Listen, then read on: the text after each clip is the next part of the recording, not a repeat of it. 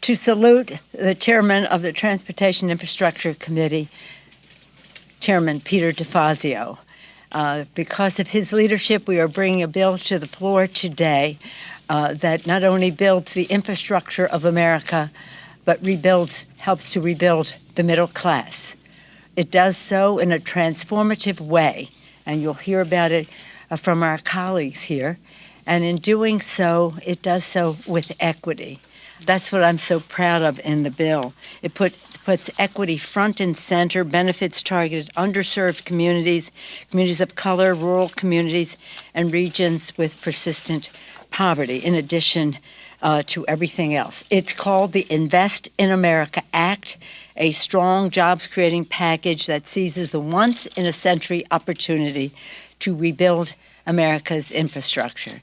Thanks to our chairman, Mr. DeFazio, who has decades of experience in all of this, and in doing so in a bipartisan way.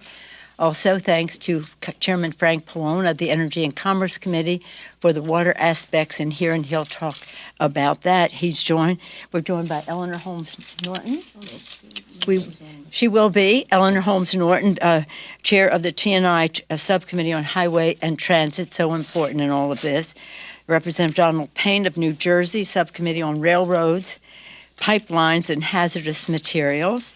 Sharice Davids, Vice Chair of the newish member of Congress, effective from the start, Vice Chair of the Transportation and Infrastructure Committee. Paul Tonko, Chair of Energy and Commerce Subcommittee on Environment and Climate Change. Thank you for your leadership. And not with us, but with us in terms of developing the policy, Grace Napolitano of California, who's been really a champion in water resources, and she's on the Water Resources and Transportation Subcommittee.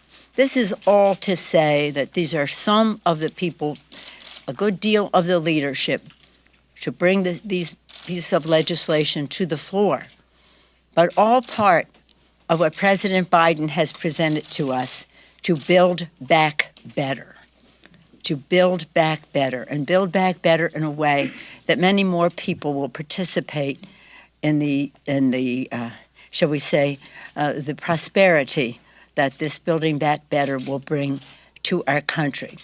And so, without further ado, it is my pleasure, honor, privilege to yield to the distinguished chair of the Transportation and Infrastructure Committee, with recognition of his years of service there, his understanding that to build back better, we have to do so with a responsibility to our children, to save the planet, to do so with equity as we create good paying, I'll use a four-letter word, jobs, jobs, jobs, jobs. Mr. Chairman. Thank you, Madam Speaker. Everybody always wonders about my socks. Today,